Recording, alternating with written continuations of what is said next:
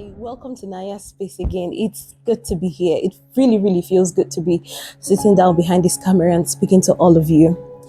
Today, I'll be discussing about a topic that is really, really dear to my heart. And before we go ahead, if you're a new subscriber, please subscribe, like, and share my videos. And if you're an old subscriber, welcome to the show. And I hope you get to learn a few things today. Today, I'll be talking about a topic that is really, really dear to my heart. And when I say dear to my heart, it is really, really dear. I have a notebook. I might be looking down a few times, but that's because I'm looking at some of the points that I jotted down in this book. Today, I'm going to talk about what to do if you're unsure of what to do with your life. So many people are, alive in this world and they're unsure of what they're going to do with their lives. And I tell you, this is fairly common, much more common than we actually think it is. We see children in nursery school, in primary school, and they are so sure of what they're going to do. They tell you, I want to be a doctor, I want to be a nurse. And you see them taking actionable steps. They begin to work towards it. They are so sure of what is good, that's what they want to do with their lives. And then you see other kids, they're not sure. Today they say they want to be an aeronautic engineer. Tomorrow they want to be a pilot. Tomorrow they want to be a nurse. And you're like, make up your mind already. But I want to tell you that these feelings are quite valid. And most of these people, they grow into their teens, go into the university, and they're not even sure of what they want to do. Most of them get to do courses that are chosen for them by guidance counselors, teachers, their parents. And they just go ahead with the flow. And even when they graduate from college, university, they are really, really unsure. They're not able to make up their minds about what they really wanted to do with their lives. And those set of people, they're the people I'm going to be speaking about today. I myself was one of those people. I was good at a lot of things, a whole lot of things. I was a good speaker. I was good in the sciences. I was also good in the arts. So I was like a very balanced all-rounder. And I wasn't quite sure what I was going to do with my life for a long, long time. Some of us are even in our early 20s, early 30s, and we are still unsure. We try our hands at so many things. But today I'm going to be giving you a few steps to take and how to get over and find a balance and be sure with your life. And here I have my thoughts, my jottings and my thoughts about these situations. First of all, you have to acknowledge your feelings. You have to sit down with yourself and say, you speak the truth to yourself. When you speak the truth to yourself, that's exactly when you begin to address these things. That is when solution comes forth. You have to sit down with yourself. Oh, please, I have to relax. You have to sit down with yourself and acknowledge that truly, I'm not sure what to do with my life. Today I wake up feeling like, oh, I want to be a blogger. Tomorrow I wake up like I want to be a banker. You have to acknowledge your feelings. And then when you acknowledge your feelings, if you're someone like me that is good at a lot of things, you then have to feel your curiosity. Every one of those things that you feel like you want to do, take a jotter and a pen, write them down, and begin to try out your hands at those things. If you're very young in age, you can begin to volunteer. Go to businesses, organizations, people that do those things you feel like you're interested in, and give them 1, 2, 3 weeks of your time and see how you fit in. And I'm sure that by the end of 2, 3 months of doing all of that, of fueling your curiosity and trying your hands at different things, you'd be sure if you want to go ahead with it or not. The next thing I'd like to say is to reflect on your values. As we grow up in life, we have different values. Our values are handed down to us by our parents, our beliefs, our religions. They kind of form a kind of outlook on life. And then when you take a look at all of those things that you're interested in, ask yourself, which one satisfies, which one covers my values? Which one satisfies that moral code in me? Some people, because of their values, they cannot be musicians. They cannot, be secular musicians. Some people can't do that. They might be very good at singing, but because of their values, they're like, when they look at it and say, all the other things I'm supposed to do, I can't be a tiwa because I can't dress like her. I can't run a bar because my values does not encourage smoking. By the time you look at your values, it's going to tick off a lot of things. Example is being a pilot. If you look inwards and you see that you're a family oriented person, I'm pretty sure you would not be comfortable with flying all over the world. This is because when you fly, you're going to be hopping different countries, sleeping in different hotels, and you're going to be far away from your family. So if you are someone who is pretty family oriented, then you're going to cross off anything that has to do with flying off your list, especially flying for business. The next thing I have here is explore your interests. Explore your interest. Now, remember that you had followed your curiosity in the second point. Now, this is where you do the dirty work. You have crossed out a lot of your interest, a lot of your curiosities out of your list. Now is the time to actually get your hands dirty. Oh, I'd like to be a businessman. I'd like to start makeup. Now is the time when you actually sit down and decide to go and learn how to do makeup. Oh, I'd like to do baking. You sit down and you begin to learn it.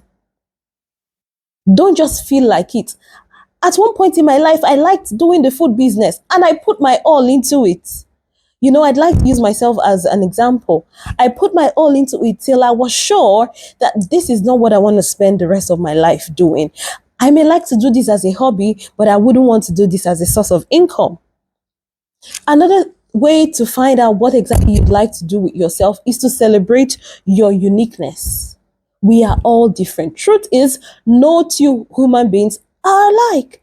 Even twins, nobody is really alike. You have to celebrate your individuality. You know, especially kids in high school, when they seem to be different, they get bullied. And, you know, it kind of makes them to begin to suppress their uniqueness and try to be, you know, try to blend into the crowd. They try to be like everybody else. They want to be uniform, you know, because they don't want to be bullied. They don't want to be picked on. But no, when you're trying to find out what you'd like to do, you have to celebrate your uniqueness. Do you stammer? Are you camera shy? Are you not so good with your dressing? You have to celebrate it and say, oh, these are my own uniqueness. These are the things that I'm not sure I'd be able to do. And you celebrate it and kind of find a way to work around those things. Because when you begin to celebrate your uniqueness, you'd actually see that probably the thing you would like to do with your life is centered around your uniqueness. Oh, I'm always pressing my phone. I'll probably find a career that allows me to be comfortable. You know, me, I'm an introvert. I don't like going out. I'll probably find a career that allows me to do whatever I have to do from home. My uniqueness. Oh, I love children. I probably find something that'll make me always be around children. Celebrate your uniqueness and try to find something that celebrates your uniqueness. You know, there's a quote that says that when you turn your hobby into your job, you make money out of your hobbies, you'll probably not feel like you're going to work for the rest of your life. And the next thing I have here on my list is journal your thoughts. The truth is, our brains are computers. Lots and lots of thoughts of wisdom flow through our brains, but because we are not keeping track, it goes to waste. I know people who are idea generating machines and they never write it down. That's the problem with them. Have a journal, sit down day by day and journal your thoughts, journal your dreams, journal them. And I believe that you're going to be able to put your thoughts together and figure out what you do with your life. And the last two things I have on the list is work with a coach. Now, this is not a very popular, it's not a very popular practice in Africa, not only in Nigeria, but you'd be surprised to what good a coach or a shrink, whatever you decide to call it, would do. And then it doesn't even have to be a coach or a counselor in that in that exact use of the word. It might be spiritual leaders. You have a pastor, you have a respected mentor, you have someone, an older sibling or relative, an aunt, an uncle who is well knowledgeable, widely traveled, and well read. You might find time to sit down and talk out what your feelings, ambitions, your thoughts are with them, and they might be able to point you in the right direction. And finally, this is the part that really, really, really appeals to me. You have to embrace your journey of self-discovery. This is not being, this is not a curse. This is not being, I'm not sure what I want to use now, but many of us will not find out, will not figure out what we are going to do with our lives. So we are well into our 20s. Some may not find their food until their 40s, their 50s. We have to acknowledge the fact that life is a journey, and that as long as you keep on working on it, whatever it is your hand finds to do at every point in time, keep doing it. And if you're someone like me who is a person of faith that believes in God, keep on praying, keep on speaking into the universe, keep on declaring, you know, and truthfully, like according to my own experience, one day all the pieces are going to fall in place. You're going to find that one thing. If you're someone who has decided that you need a job in this economy in Nigeria, you're not finding a job, just keep on taking it one step at a time. Whatever it is you find your hand to do at this point, put your all into it. Because you know one thing, one failed thing, the second failed thing, you might do five failed things, and the sixth one is where you meet success. The truth is that you are taking the experiences from all the five things that you failed at, and you are bringing it into the sixth thing. So my sincere advice is that whatever you find your heart and your hands to do at this time, keep on putting in your best. And one day you're going to hit that gold mine, and you'd be able to say, oh, I found what I'd like to do with the rest of my life.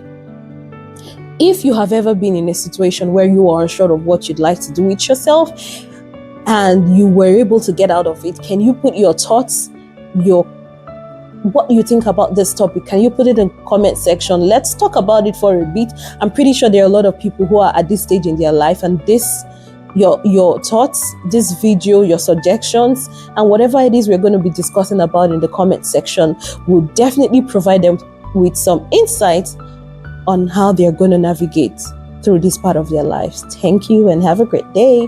Bye.